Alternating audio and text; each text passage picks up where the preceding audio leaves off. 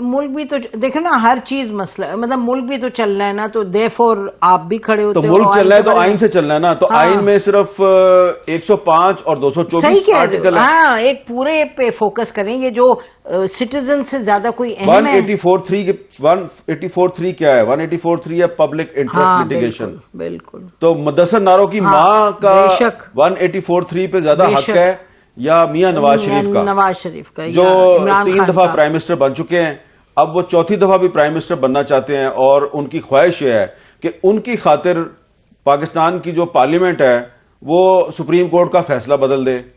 ठीक है, इमरान खान साहब जो हैं वो पाकिस्तान दोबारा प्राइम मिनिस्टर बनना चाहते हैं। वो चाहते हैं कि बस मैं रियासत मदीना का नाम लेता रहूं, कोई मुझसे ये ना पूछे कि तुमने जो अपनी बेटी जो है उसको डिक्लेयर क्यों नहीं किया।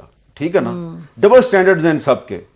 तो ये अमीर लोग हैं, डबल स्टैंडर्ड्स हैं इनके। मेरा मसला मुदस्सर नारो की माँ है। हाँ। मेरा मसला ना नवाज शरीफ है, ना इमरान खान है, ना आसिफ ज़रदारी। वो भी है, आप उस पर भी बात करते हो ना, वो तो वो मतलब आपका कॉन्टेक्स्ट तो वही बनाते हैं ना लोग। अगर मुख्तलिफ लोग हो तो शायद देखिए ना, अपनी अगर चीफ जस्टिस ऑफ पाकिस्तान, अगर शहबाज शरीफ, अगर बिलावल भुट्टो जरदारी और इमरान खान आइन को अपनी मर्जी की ऐनक से देखेंगे तो फिर मुझे भी राइट है। हाँ। मैं आइन को आर्टिकल 10 और आर्टिकल 19 और आर्टिकल 25 की ऐनक से देखूंगा।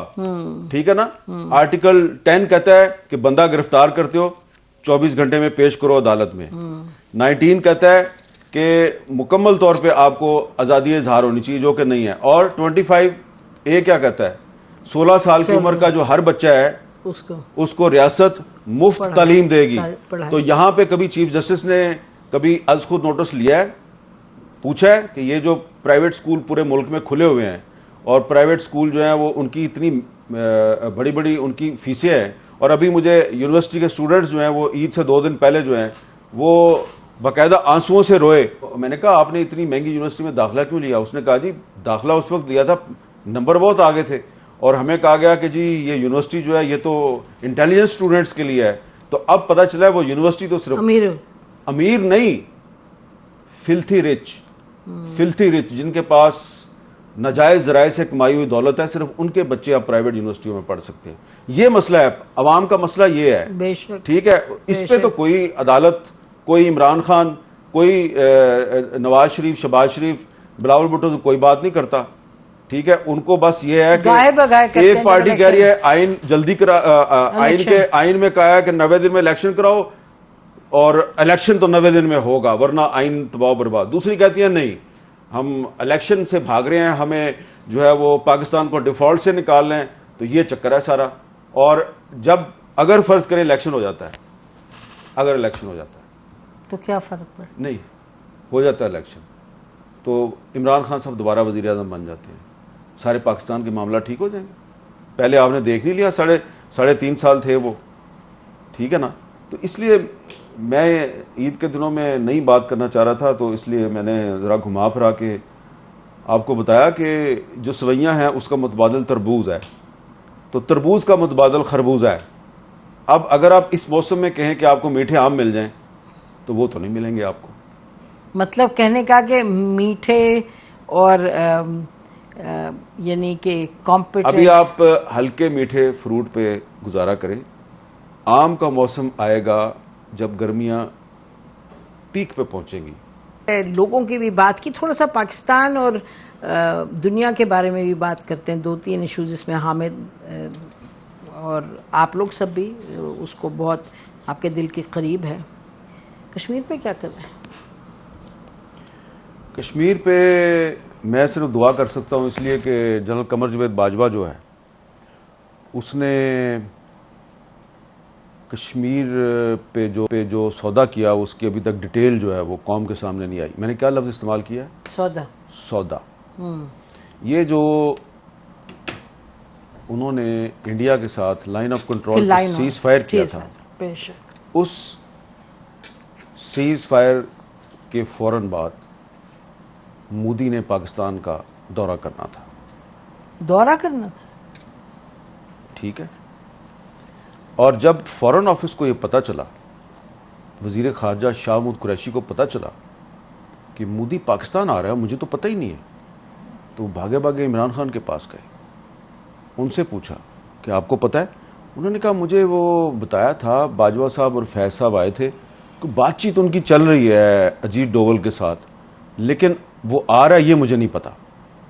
तो उसके बाद इमरान खान ने फैज साहब को कहा कि भाई आप फॉरेन ऑफिस को तो ऑन बोर्ड लें। तो उसके बाद फॉरेन ऑफिस जो है उसमें बाजवा साहब आ गए अपना पूरा लॉ लश्कर लेके, उनको लेक्चर दिया कि ये वही लेक्चर था जो उन्होंने एक दफ़ा आपके और मेरे सामने भी दिया था। याद है ना क्या लेक्चर था? टैंक चलने के काबिल नहीं है, तो आप कह रहे हैं की मूवमेंट के लिए मेरे पास डीजल नहीं है, ठीक है जी, इस तरह की बातें की थी ना। नॉर्मली ऐसा आर्मी चीफ के कोर्ट मार्शल होना चाहिए, और मुझे अब कहना पड़ेगा, मैं अंदर कमरे में कहती रही हूँ बट मुझे कहना पड़ेगा कि इस तरह नहीं होता। 20-25 सहाफियों को सामने बिठा के आप उनको कह रहे हैं कि पाकिस्तान आर्मी लड़ने के काबिल। इसका मतलब आप दुनिया को बता रहे हैं 25 सहाफी, फिर 25 सहाफियों के पास तो बात नहीं रहती इन द वर्ल्ड। जबकि उस वक्त भी हमें यकीन था, जब वो ये कह रहे थे तो मुझे उस वक्त भी यकीन था ये गलत कह रहा है, और आपने उसको कन्फ्रंट भी किया था, बल्कि आपको तो मुंह लाल हो गया था, इतने गुस्से में आ गई थी आप। ठीक है, ये जीएचक्यू वाली बात है, मुझे याद है एनडीयू वाली बात नहीं कर रहा, नहीं एडिटोरियम की बात, एडिटोरियम जहां पे वो कोर कमांडर्स कॉन्फ्रेंस होती है, वहां बैठ के आर्मी चीफ हमें एक कहानी सुना रहा है कि जी फौज इंडिया से लड़ने के काबिल नहीं, लिहाजा हम सुलह कर लें। हमने कहा था आपने अजीत डोवल के साथ इनको क्यों भेजा था जनरल फैज को बात करने, याद है जी कि वो अच्छा, अब उसमें जो हमारा फॉरेन ऑफिस था उसको इन्होंने वही लेक्चर दिया जो उन्होंने आपको और मुझे दिया था। तो फॉरेन ऑफिस ने इनको कन्फ्रंट किया। शाह महमूद कुरैशी साहब जो हैं उन्होंने कमाल ये किया कि उन्होंने सिर्फ अपने फॉरेन सेक्रेटरी को नहीं बैठाया हुआ, उसने 5-6 एक्स फॉरेन सेक्रेटरी को बैठा लिया, और उन सब ने कहा कि ये एक इंडिया का ट्रैप है, और आप जो बातें कर रहे हैं ये हमारा जो एक पाकिस्तान का एक जो रवायती मौक़िफ़ है ये उसके खिलाफ है, और ये हमारे नेशनल इंटरेस्ट से भी आपकी बात मैच नहीं करती। बेशक बाजवा साहब बहुत गुस्से में आ गए, और उन्होंने कहा कि मोदी ने अप्रैल में दौरा करना है पाकिस्तान का। अप्रैल कौन सी? 2021। यस, ठीक है जी, और ये हजम कर चुके हैं वो कश्मीर, और फिर भी जी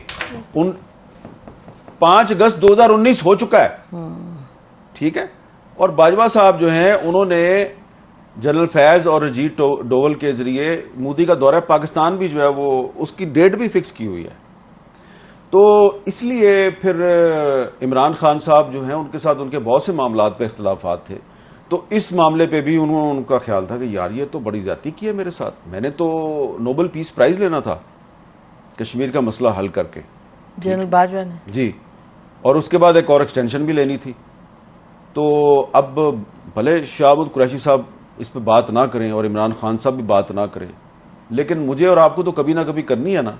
मैंने वैसे इस पे आपकी, वैसे मैं अपने व्यूअर्स को भी बता दूं कि मैंने शाह महमूद कुरैशी साहब से ये बातें सारी पूछी, उन्होंने कंफर्म भी की, लेकिन उन्होंने कहा जब तक चेयरमैन जो है वो मुझे इजाज़त नहीं देगा तो मैं उस पर नहीं बोल सकता ना, क्योंकि ये स्टेट सीक्रेट के जुमरे में आता है। लेकिन हमें तो बोलना है, ये हमें तो अब आप इसमें ये देखें कि इमरान खान जो है वो कहता है बाजवा का कोर्ट मार्शल करें, बाजवा ने मेरी हुकूमत के खिलाफ साजिश की, मेरी हुकूमत गिरा दी, मेरे साथ ये कर दिया, मेरे साथ वो कर दिया। भाई जो उसने कश्मीर के साथ किया उस पर आप क्यों नहीं बोलते? नहीं, मैं आपको बताऊं, हमें जो पब्लिक स्टेटमेंट कोई आर्मी चीफ ऐसी दे दे, it is a public statement कि मैं हमारे जहाज नहीं चलते और टैंक नहीं चलते, ये तो बिल्कुल कहीं भी एक्सेप्टेबल नहीं हो सकता। और ये देखे, ये बात कर रहा था वो जब फरवरी 2019 में पाकिस्तान एयरफोर्स ने इंडियन एयरफोर्स के अटैक को नाकाम बनाया। बेशक, ठीक है, बेशक, ठीक है, और किस तरह जो है वो उनका वो पायलट भी पकड़ लिया, और रोजाना हमारी फौज के जवान जो हैं वो बॉर्डर पे और टेररिस्टों के खिलाफ लड़ते हुए अपनी बिल्कुल शहादत भी दे रहे हैं, कुर्बानियां दे रहे हैं। और आर्मी चीफ कह रहा है मेरे टैंक नहीं चलते, तो आपकी कॉम्पिटेंस भी, आपकी करेज, तो भाई अगर आप दिन रात, अगर आप सारा दिन टीवी देखते रहेंगे कि हामिद मीर ने क्या कह दिया और नसीम जरा ने क्या कह दिया, और टीवी छोड़े आप वी लॉग देखते रहेंगे, वी लॉग देखते रहेंगे कि फलाने अपने वी लॉग में, और आप सिर्फ ये जासूसी करेंगे कि उसकी तनख्वाह कितनी है और मेरी तनख्वाह कितनी है।